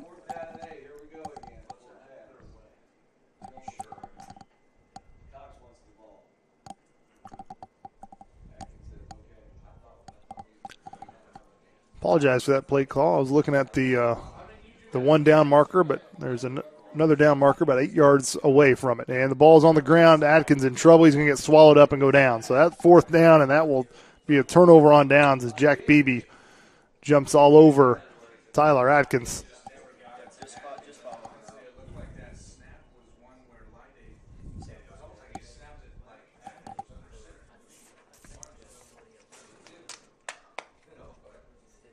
Another turnover on downs for the Artesians.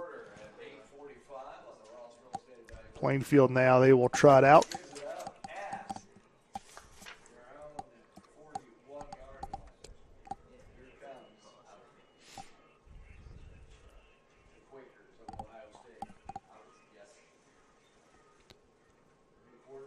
Aiden Moyers will hand it off, and nice job by the Artesian defense there. It's Bo Hess, shocker, coming up from his linebacker position to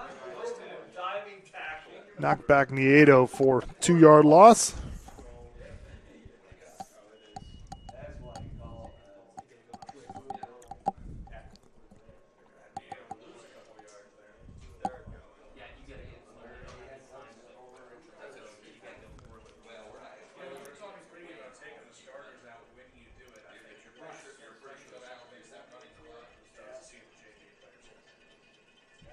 Moyers, he's got his man in stride and still on his feet and finally dragged down at the 15-yard line.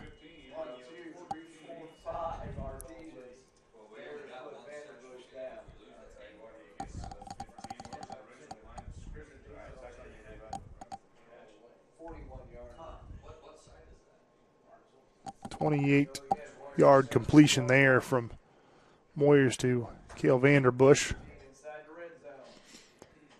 Moyers hands it off to Nieto around the left side, and he'll be tackled from behind. It's Bo Hess again.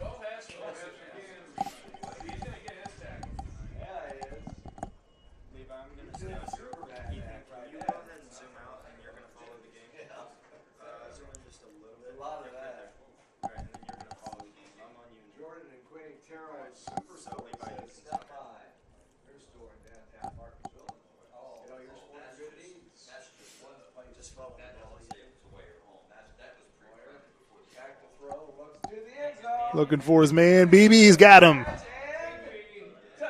Jack Beebe on a 15-yard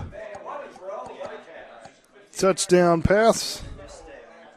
Second touchdown for Beebe.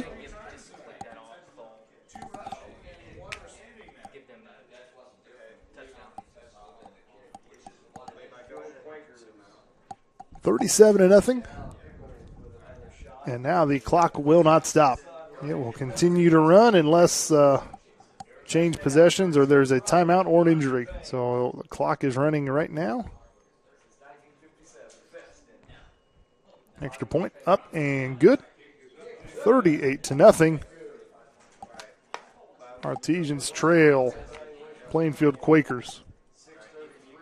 6:33, the clock will stop now, but once the clock is once the kickoff happens, clock will roll and it will not stop, like I said, until a timeout or an injury or change of possession.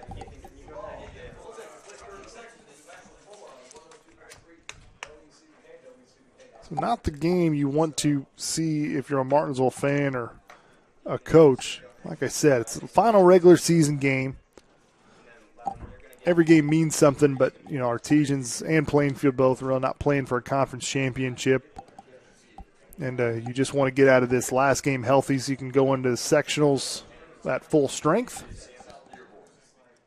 So you may see both teams just kind of pull their starters and see some of your number 2 guys on the depth chart finish out this game and just make sure everybody's healthy. So you've, like I said, full strength for sectionals for Martinsville. That will start next week here at Satterwoods Field against the Jennings County Panthers. For Plainfield, they get a week off, or at least next week they will not play. I'm sure they will be not really get a week off. They will be preparing for sectionals. And here's a nice return for the Artesians. And still on his feet. Gets a stiff arm and tackled from behind. Nice return there Tyler Cox with that return. Made it to the second level and just exploded. And made it to the 43-yard line. So a nice return sets up the Artesians. Martinsville now hopefully can get into the end zone here and just get something positive. Here's the replay here. You see, gets to the second level, makes one Quaker miss, then tackled from behind. Touchdown saving tackle there.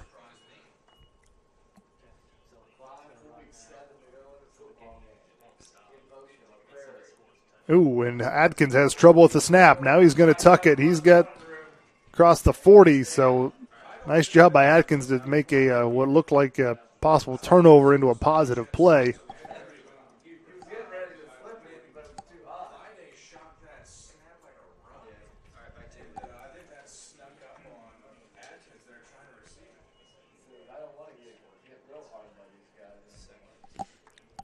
Second down coming up for the Artesians.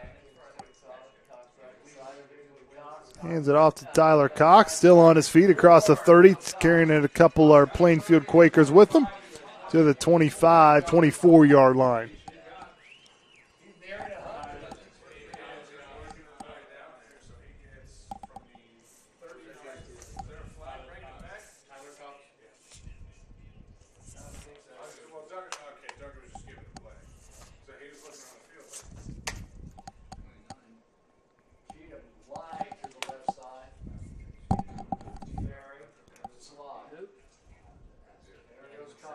Cox that time, not a whole lot there, maybe a yard. Tyler Cox, nice game here, is really the one shining spot for the Artesians on offense. Bo Hess has had a really nice game on the defensive side, especially that last series. He had a couple tackles for loss.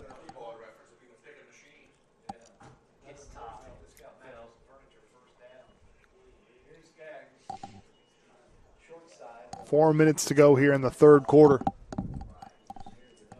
Artesians just trying to get something on the board. They give it to Tyler Cox again. Tyler Cox dragging some Plainfield defenders to the 20-yard line. A 4-yard pickup with two defenders on him.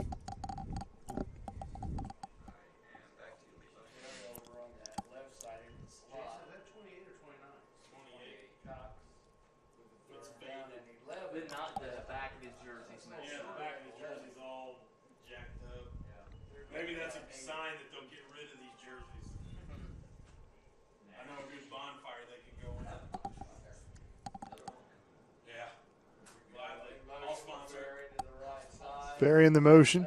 Atkins, a low snap. He gets it, still eyes downfield, and just going to flip it out of bounds.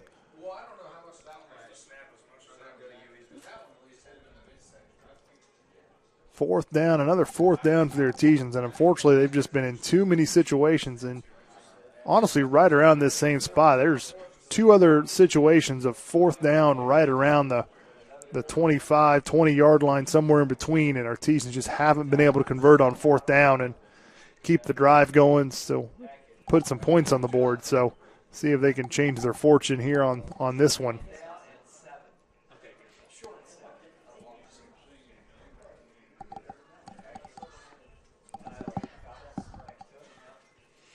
Low snap again. Atkins, he's going to throw it, and it's incomplete. Tried to get it to Braxton Dilly here and could not. So another turnover on downs for the Artesians, and that's really been the problem for Martinsville, especially in that second quarter. They had a couple situations like that, and the defense was really playing really, really well. And Artesians just could not convert on those fourth downs to keep the drive alive and have a chance to punch it in. You look at the score, and like I said, a lot of woulda, coulda, shoulda. You can do that in just about every sport. Well, what if this happened or that happened? But Artesians really could have made this a ball game at halftime if they could have capitalized on a couple of those drives and scored, but it didn't happen. And there's Nieto, I believe, up the middle, and he takes a few Artesian defenders to bring him down. So 1:30 left to go here in this third quarter. Clock will run the rest of the way. Artesians trail 38-0.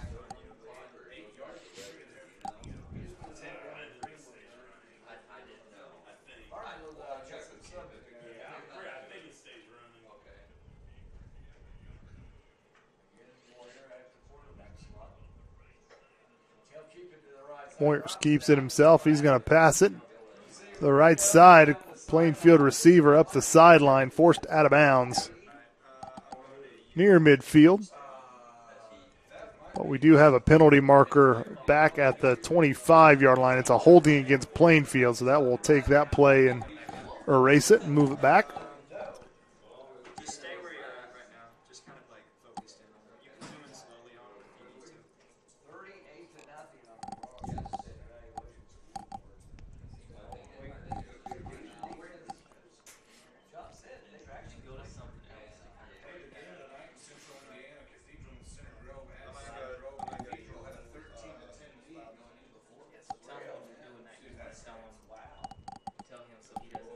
So this may be the last play of the quarter. Game clock and play clock are about a second differential, but the game clock is about a second ahead, so Plainfield does not have to run a play, and I doubt they will here. So this will take us to the end of the third quarter. We will be right back with the fourth and final quarter of this regular season Artesian football after this.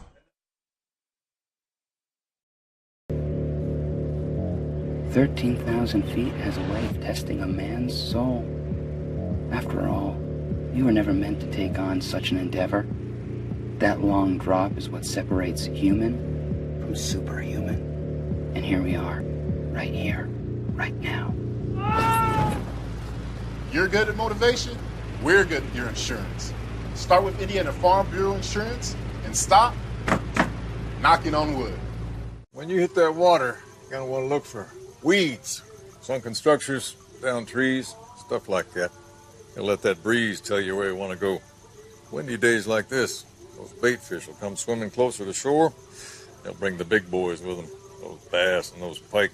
And they like cooler temperatures, so you ain't likely to have much luck. You're good at giving fishing advice. We're good at your insurance. Start with Indiana Farm Bureau Insurance and stop knocking on wood. I've always been with live bait.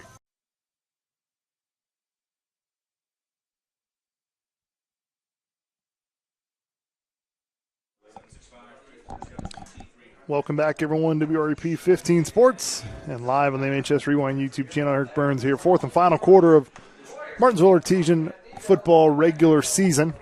Sectionals happen next week here at Satterwoods Field against Jennings County.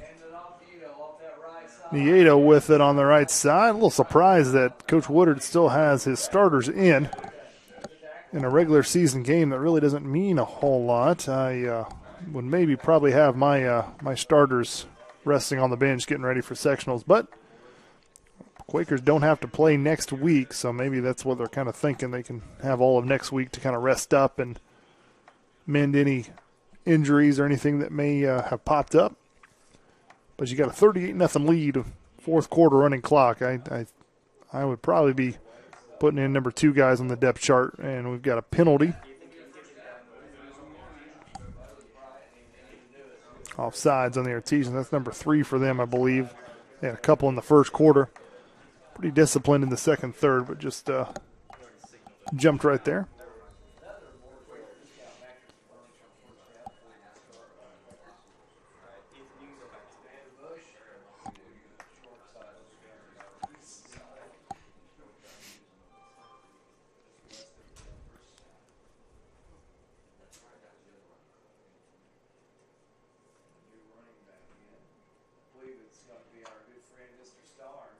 Starnes there hits immediately and pushed backwards. Grant Starnes, he's kind of the speedster and tried to go in between the tackles there, and Artesian defense was not having any of that.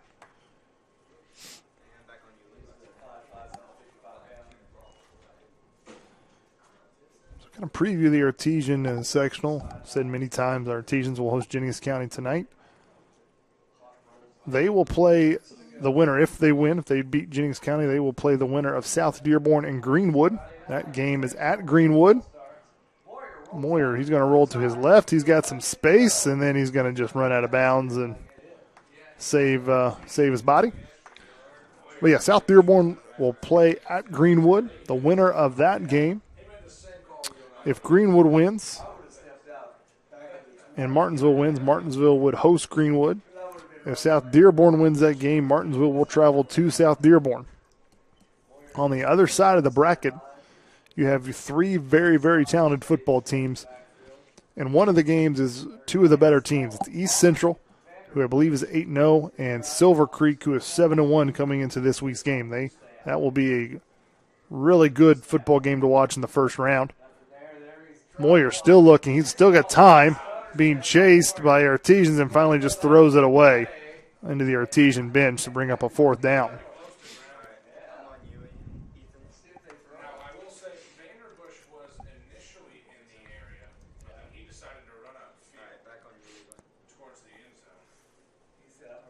So East Central, Silver Creek next week in the Martinsville sectional. That's probably going to be the game of the night next week in that sectional. 2 very good football teams playing each other in that first round. Mooresville, they will play Madison. So Mooresville, they will have to play, if they beat Madison, they will have to play the winner of East Central and Silver Creek. So their second round matchup will not be an easy one. It was Mooresville East Central last year in the championship game. Mooresville came out on top.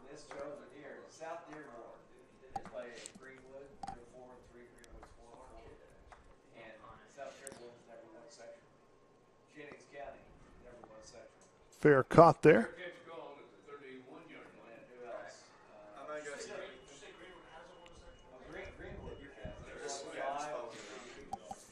Hear the radio guys behind me. They're reading my mind because I was just about to give some of these stats. As most of Artesian fan listeners know, and they don't like to hear it, Artesians will be looking for their first sectional championship since 1996. That was the last time the Artesians won a sectional championship. They've won 7 total sectional championships and 2 regional championships. That last regional was also in 1996. So Artesians trying to break a drought that has really gone for too long. Handoff up the middle, and Tyler Cox gets to about the 39-yard line. So Tyler Cox still running strong. Like I said, Tyler Cox, he knows he's close to 1,000 yards. Probably not going to get there tonight, but he's had a really good game, so I think there's a chance Tyler Cox gets to 1,000 yards on the season next week against Jennings County.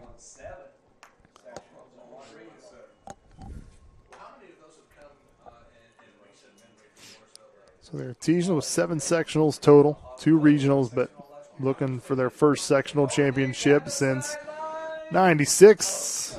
Some hand fighting there on the far sideline. No flag, incomplete pass. Clock continues to run. They play Jennings County, who have not won a sectional championship ever. So they're looking for their first sectional championship ever since their football program started. Plainfield, on the other, they have a weird history. They've only won 1 sectional since they've had their football program. It was back in 2000, and it was not just a sectional championship. They made it all the way to the state finals and lost to East Noble in the state championship game. And we got a big run here. It's Tyler Cox gets a hole. Can he get it to the end zone? He does.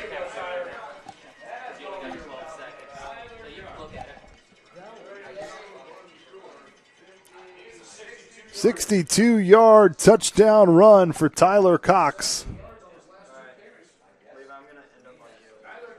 Here's a replay here.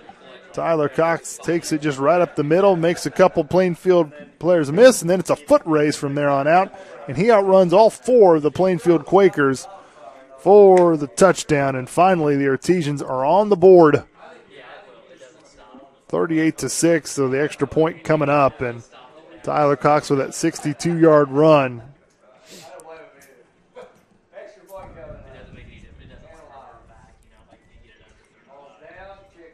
Kick is up, and it is good.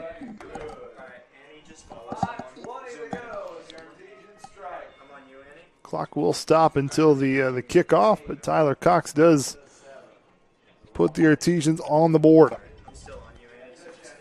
So like I was saying, Plainfield, yeah, they're looking for their first sectional championship since 2000. They've only got 1 sectional championship in their trophy case, but like I said, in 2000 they had a really great season, went on a run and won a sectional, regional, semi-state, but then lost to East Noble in the state championship game. That was 20 years ago. So Plainfield, they're trying to break a little bit of a drought themselves. However, they're in an awful tough sectional because more than likely they're going to have to play Decatur Central in 2 weeks. And then if they are able to get past Decatur Central, they're going to have to more than likely face Cathedral. So it'll be tough sledding for the Quakers, but anything can happen, as a lot of teams know. And all those regular season records are thrown out. Your conference championships, good for you, but doesn't really matter at sectional time. So we will see. So Artesians, they need to be ready. They can't just look at Jennings County's 1-7 record and remember what happened last year. Artesians jumped all over Jennings County really early, and pretty much the game was out of reach after the first quarter, very similar to tonight's game, how it went. So the Artesians can't think about that and look at the record and be like, well, we're going to win this game. Let's look ahead to this game. So and we'll see what kind of kickoff we get here. And it's a high pooch kick. Going to be fair caught around the 30-yard line. Artesians, like I said, though, they're in the opposite bracket of some of the better teams in their sectional. So they will, if they win, they will face either South Dearborn or Greenwood. And they beat Greenwood in that third week 3 matchup, overtime win. One of probably the biggest wins of the year for the Artesians. Got that big defensive stop on the 2-point conversion that gave the Artesians the win. And then we'll have to travel to South Dearborn, and South Dearborn is the winner of their sectional. Hands it off up the middle. And nowhere to go. South Dearborn, an okay record. I think they're 3-5 or 4-4. So hovering around that 500 mark.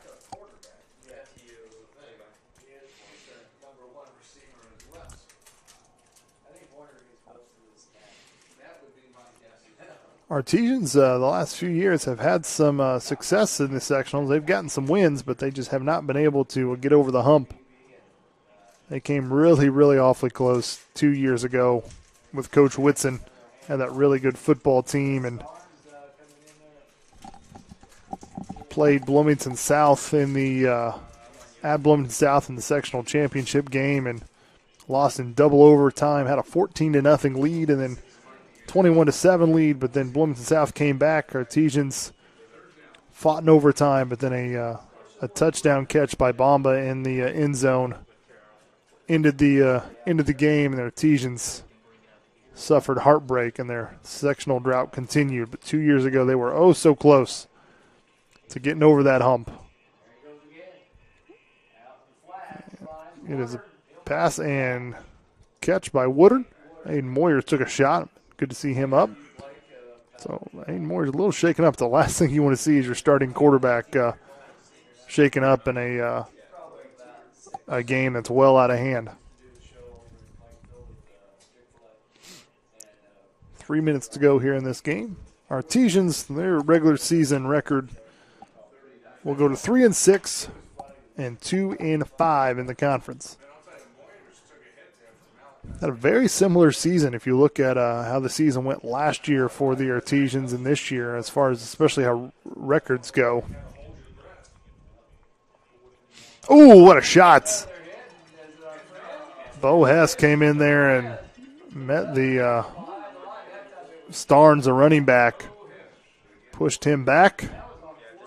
4th down on that and turnover on downs for the Artesians. Artesians last year, I believe they finished 4-7. Lost to Mooresville in the second round of the sectionals at Mooresville in a muddy, muddy mess. Mooresville kind of jumped on Martinsville pretty quick in that game. And there's Tyler Cox up the middle again. He's got a foot race. Is he going to get a second touchdown? He will. This one a 38-yard touchdown scamper. The one before was a 62-yard run. This time it's a 38-yard run. So back-to-back long touchdown runs for Tyler Cox.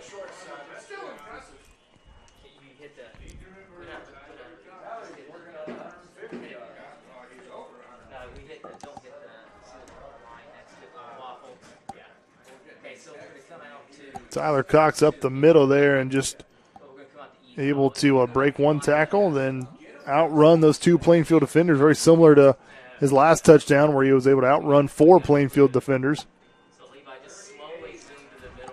So 38-14, Artesians, thanks to 2 long touchdown runs by Tyler Cox. Tyler Cox well over 100 yards on the ground tonight, and I believe he is now going to make that 1,000-yard rushing club. It's very impressive for a high school player to get over 1,000 yards on the ground, especially just the way so many teams like to spread it out and throw it much more than they used to. But Tyler Cox, he has been the workhorse, definitely tonight, but then all season long. He's kind of been the go-to back. And they're, Plainfield, I've talked about kind of the Thunder and Lightning and, the 2 different running backs they can run. And Greenwood, you look at their 2 running backs that they have. Martinsville really doesn't have that. Tyler Cox is kind of the main back, and it shows. He's carried it over 20 times tonight. Has 178 carries coming into tonight's game, so he's carried the football over 200 yards, or 200, had over 200 carries so far this season, and he's probably going to hit that 1,000-yard mark next week against Jennings County. So 1:14 left to go. We'll see what will happen here. A little high pooch kick, and that's going to go off a Plainfield player, but I think Plainfield was able to jump back on top of it, and they do. So Plainfield more than likely can just run this clock out. Clock's already started to run, so maybe just a knee or two, and that will do it. But Tyler Cox was able to at least put some points on the board here in this fourth quarter.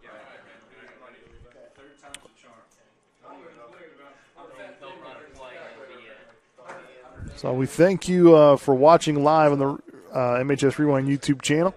Appreciate you watching live this entire regular season. We were glad we could give you these home games at Ciderwoods Field. No cost to you. We do really appreciate that. Have to thank Martinsville High School teacher, MHS Productions teacher Eric Meyer for allowing this and not really charging anything. So appreciate him, and really big thing for the Martinsville community, people not wanting to go out and go to these football games due to COVID. Very understandable. So glad we could show these games live to you.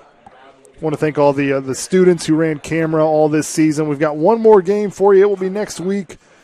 You can watch it live at the MHS Rewind YouTube channel. It's Martinsville, Jennings County next week, first round of sectionals. But we thank you so much for watching tonight's game. Martinsville falls 38-14. I'm Eric Burns. Good night, everybody.